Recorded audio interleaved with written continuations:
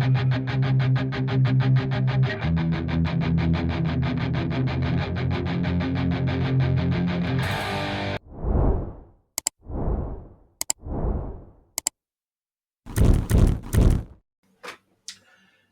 and welcome back to the David67 Celtic News YouTube channel. Today's video going to be a post-match review of Celtic's 2-0 win over Dundee last night in the league. Keeps us top of the table, improves our goal difference advantage over Aberdeen by another goal, and in the other big game of the night, Aberdeen beat Rangers 2-1, and so Rangers under increasing pressure and falling further and further behind Aberdeen in second and further behind Celtic, us, in first place. Today's video is going to have a wee review of the goals and the incidents, stats, own player ratings, and one or two wee interesting angles, I think, on some of the stats for last night's game. Also a wee bit of news on the three players currently out injured for Celtic. Before we do crack on with the video though, please, if you are new to the channel, not yet subscribed, please do click that subscribe button. Keep the numbers pushing up and up towards 1,100.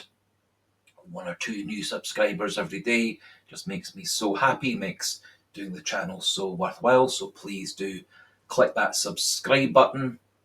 If you do like the video, please do click that like button.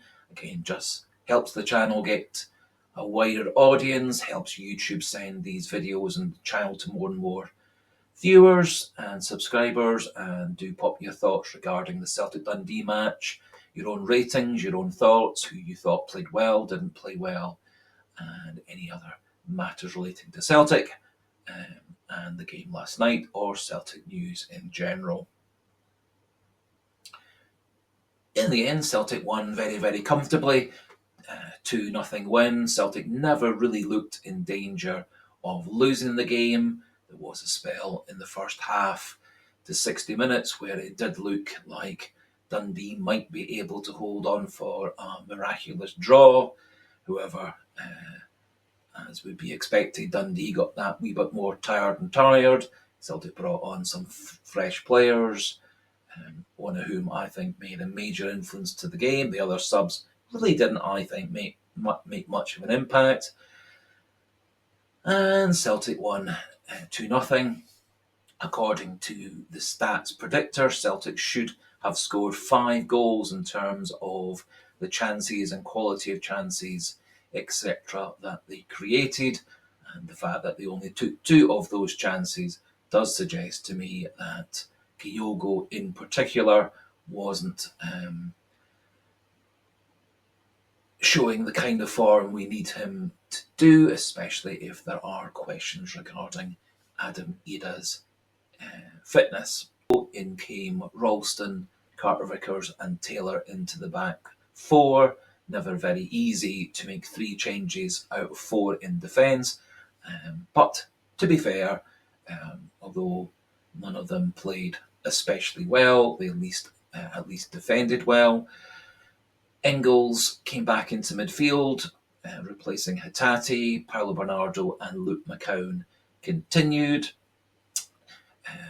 Rodgers gave first league starts to both Yang on the right and Luis Palma on the left, and Kyogo took over as the central striker.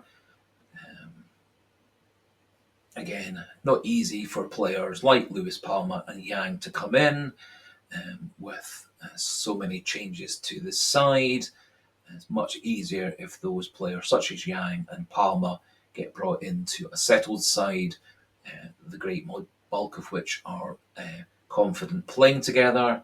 The fact that Taylor and Ralston were coming back to play doesn't give much extra support to Yang and Palma. Similarly, the fact that Bernardo and McCowan are still finding their feet, again, doesn't really help much for Luis Palma and Yang.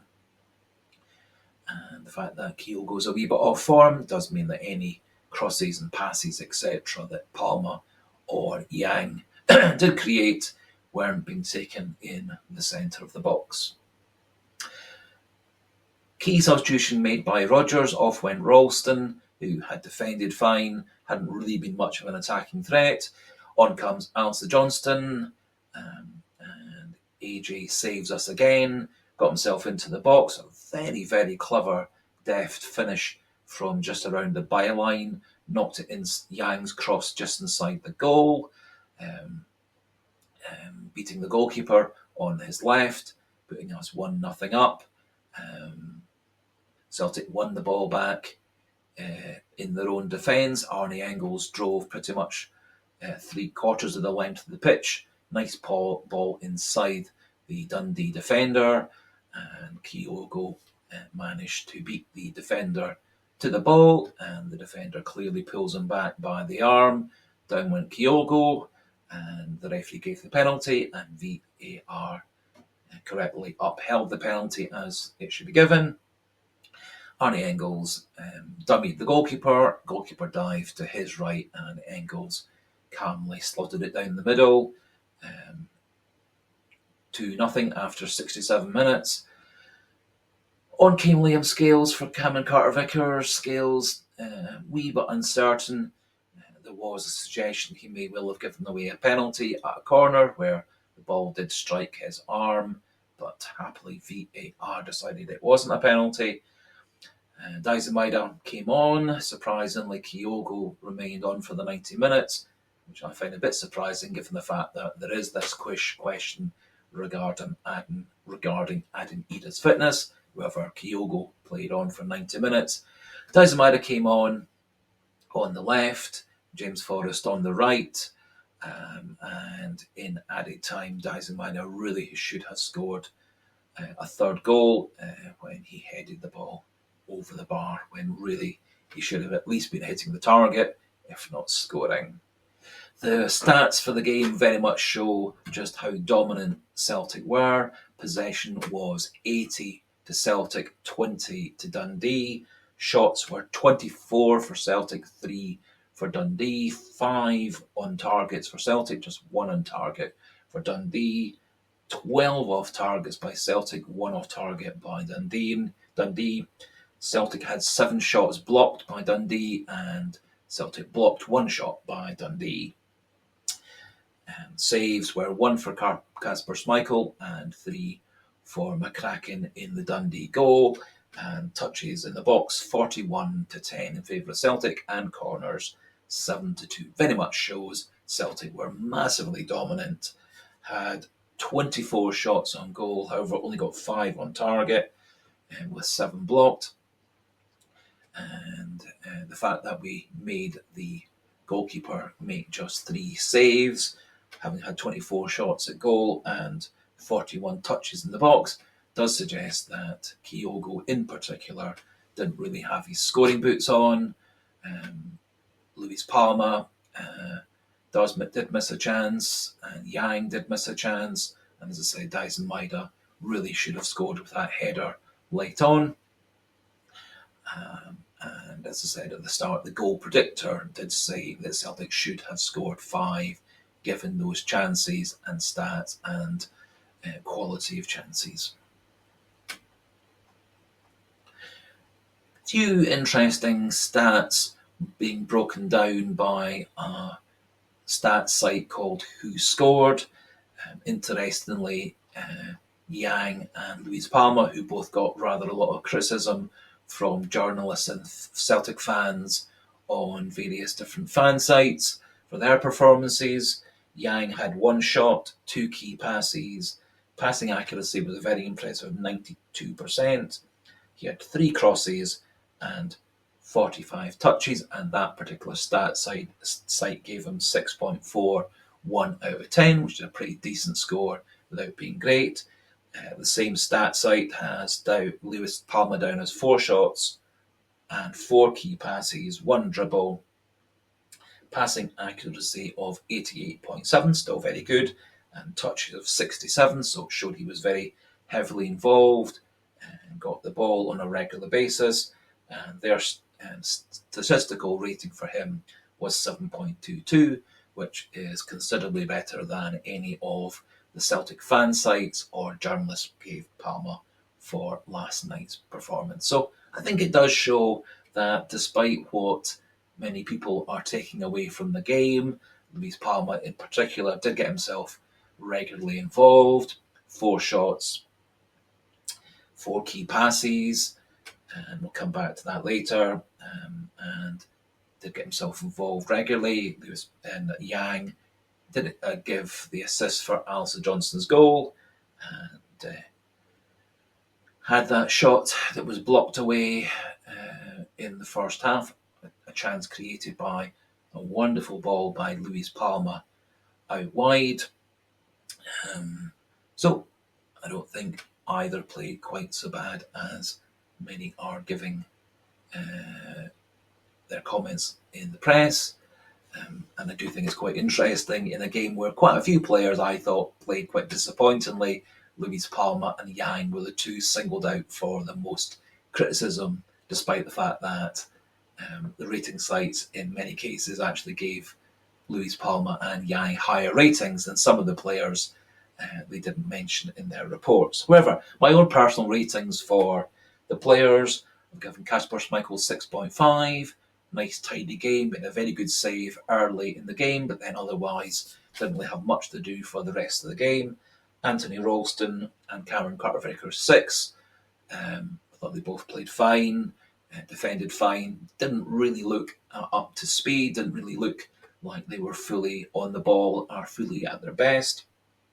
Greg Taylor, I thought, was tidy coming back, did get himself booked, unfortunately.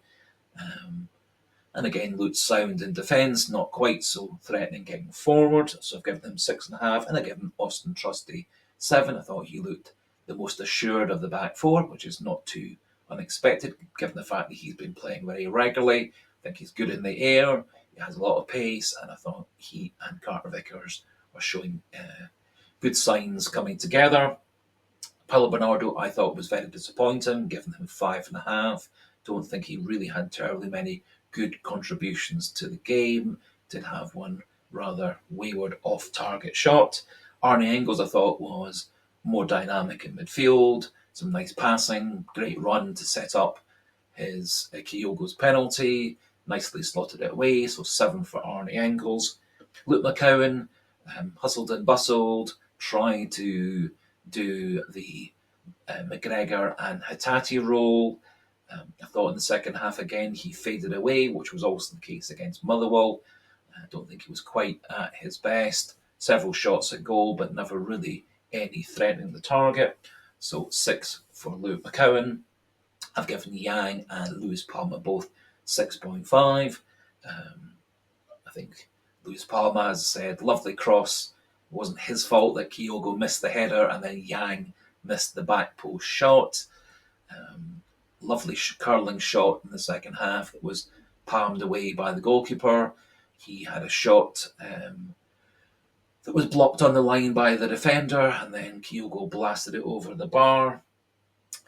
Yang, of course, a couple of nice crosses, got himself into the box to miss that chance at the back post, and he did a nice pass into Alistair Johnston in the box, who then knocked away the first goal.